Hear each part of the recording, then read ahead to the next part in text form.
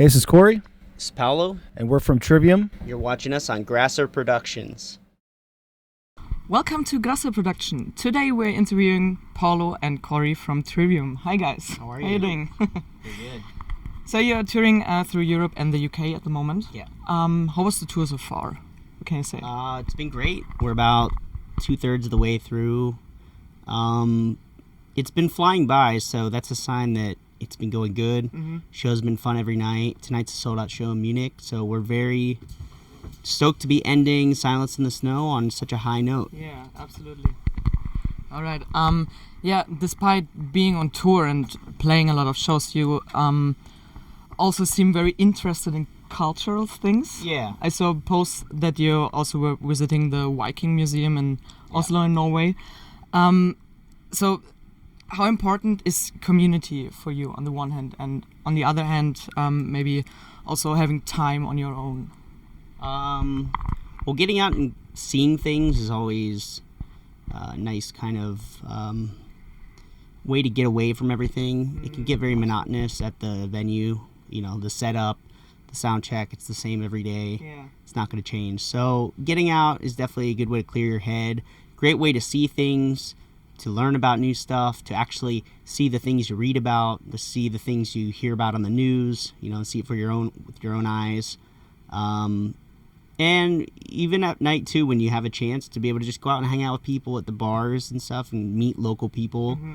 And you get to really experience the world. And we've been fortunate enough to be doing this for about 12 years now, and there's always new stuff and new trouble to find all over. Absolutely. Yeah. Well, does it also happen that you're writing maybe new songs on tour, or is it just the touring thing? We used to write quite a lot on tour for previous records, but probably since, I know definitely the last one and maybe the one before, it was, we did a little bit on Vengeance Falls, but we kind of like to separate it, kind of, as he was saying, like, you know, you get out of the venue, instead of like, you know, trapping yourself in the dressing room or something for hours on a day, you know, on your laptop trying to write music and then go play a show. You can, you know, kind of separate the two, you know, so when you're on tour, you can kind of go out and do some stuff, you know, soak up kind of all the things that you're around at the moment, and then and a lot of the times when you know, go out and experience things in different countries and cities, it kind of you know, I guess without too much thinking about it, kind of inspiration kind of comes from it, and then when you get home off tour, usually, you know, a lot of ideas get written, and even in like a week or two time that we have a break. So I think it's like taking the time off to really just enjoy what you're doing on the road, and then kind of write at a different time. It kind of helps with keeping everyone sane, where you're not just constantly doing work. You know, you got some, like, you know, hangout time to enjoy yourself. Yeah, some said that it's also a time of being on tour.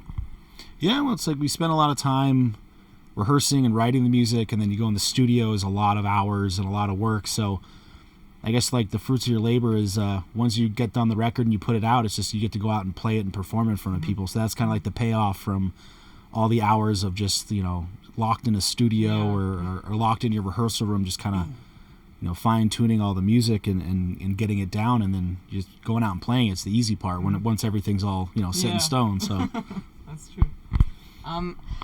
Let's quickly talk about two Wikipedia articles. Yeah. On the English Wikipedia article about Trivium, your current drummer Alex is mentioned, and in the German one it still says vacant. And as many fans are concerned about your 3 band member changes in the last years, what can you tell me about that course of events? What do you think? Why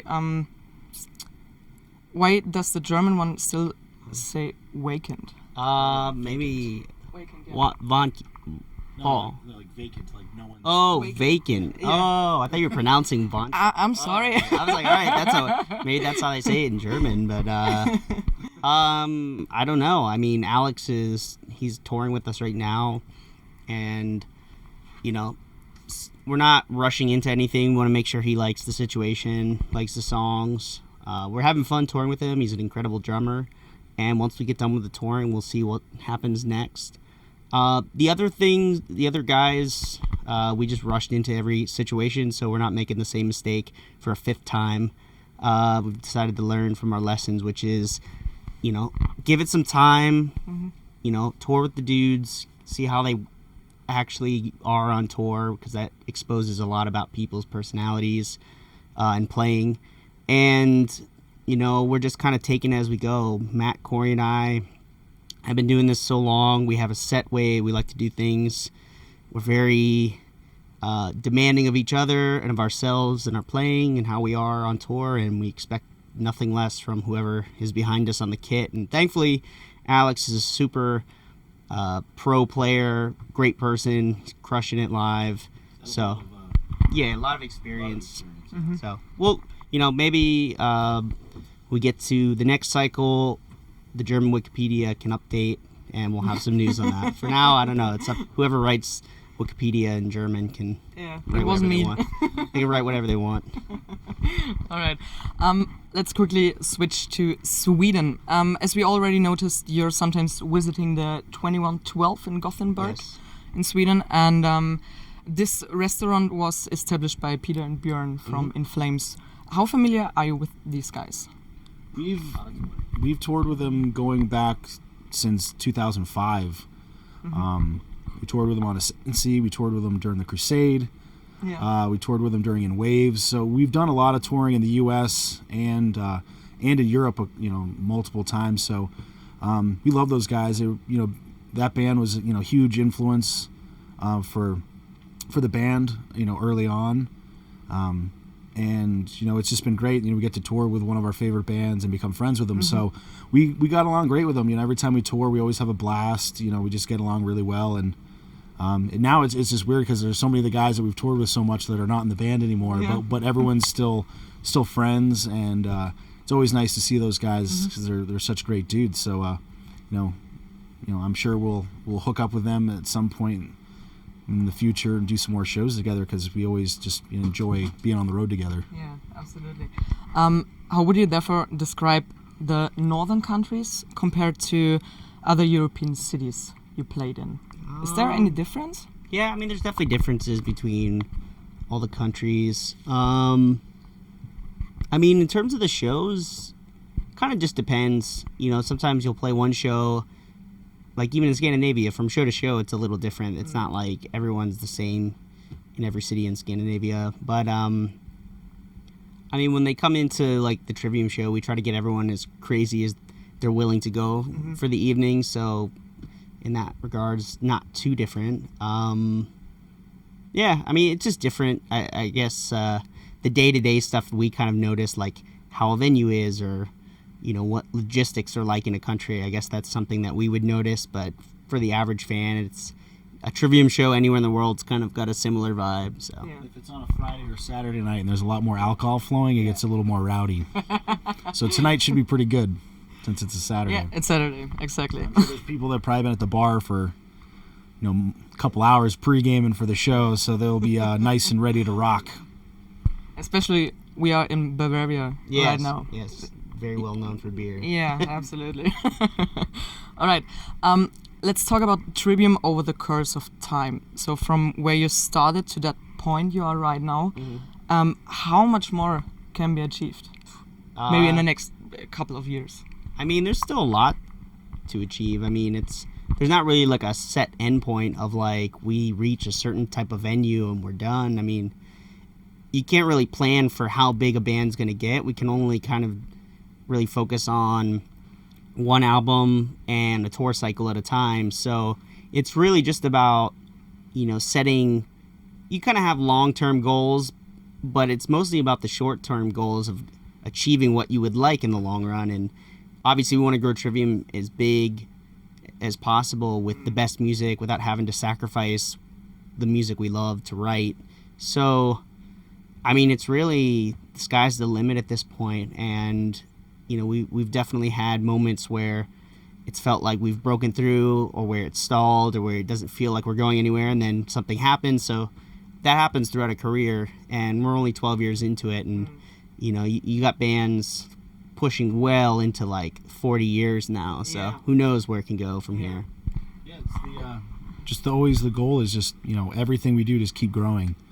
Just grow it so we play bigger shows, sell more records, reach new fans. There's always, the longer you go, there's always that new generation of fans who turn that age, like 13, 14, where they're just getting into music and discovering what metal is. And it's always about trying to keep bringing more people into, what we do and keep growing it with fans and, getting younger and, just, keeping the old school fans who've been with us for a while happy and engaged. So, we're just always looking to grow. We've always, from we were kids, all the bands we listened to were all like playing arenas and stuff. And that we always love, when we get a chance to do that. So, and we're definitely, very comfortable in playing big stages and big shows. So that's kind of, we'd love to, grow it to the point where we can go anywhere in the world and, play huge shows like that. So, we don't stop. Yeah. So, besides the music you love playing, how much of a business is it to you, the band? Well, I mean, like, in the sense that, you got to pay for a bus. Yeah. You got to pay for everyone on the tour.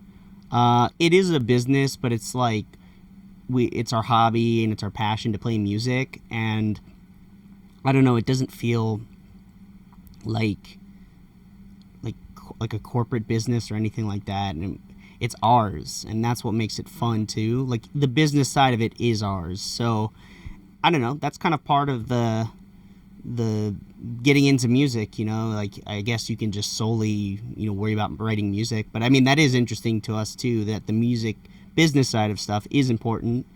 You can learn a lot. You can be creative with it, which is, maybe something that a lot of people, I think, that are turned off by the idea of music being a business. It's, you can be as creative as you want with your business, or you can let other people, deal with it and not know about it. I would recommend knowing about it and having fun with it and learning, how can you get your music out in different ways. And every year we come out, there's like a new technology or a new company or a new way to like promote your band and get it into the ears of new people. I mean, Spotify has changed everything. So I feel like it's definitely exposed us to like an even younger audience, and it's instant to be able to share music now. We always, from the beginning, we always would ask questions to our manager about how certain things work or what's going on with this or that, and just learning about like all the, I guess the business side, like budgets and all that stuff about how to not lose your ass on tour. But the great thing about us is we've had our manager since pretty much we started, and he's like fifth member of the band that we trust with everything. So. We're lucky that we don't, on a day-to-day, don't have to deal with like all sorts of business stuff. We can enjoy ourselves on tour knowing that, our manager's, doing the best thing for us and looking out for us. So that makes touring a lot better and a lot easier, having good people that work with you that you trust, that you don't have to, deal with a lot of like probably the stuff that would make it stressful and a pain in the ass on tour, having to deal with a million emails or dealing with, money and all that stuff. So we're fortunate with that, where we can just really focus on playing the best shows possible and just making sure, we're enjoying ourselves while we're out here and, being away from home. You want to maximize, I guess, the fun factor of where you're at. So it's we have a very fun, chill time on tour. It's nice. When thinking a few years back, what would you recommend a newcomer band right now? What is maybe the most important thing? Like a lesson? Yeah. I would definitely say you get what you pay for. I mean, that's like a great one for people on tour at all levels. Like, you want to go cheap with stuff on tour, like buses and stuff like that. I mean, you have your budget, and it's important.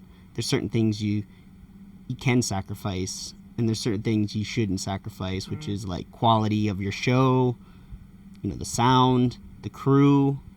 When you can have better traveling arrangements, it's worth it for your mental health, because you'll go crazy in a bus or a van that's breaking down constantly, or an airport shuttle bus, which we did once, which was terrible. But you get what you pay for, and just don't expect immediate results, and don't use other bands as like the route to success, because like once one band's gone down that route, it like closes off. You have to figure out your own way.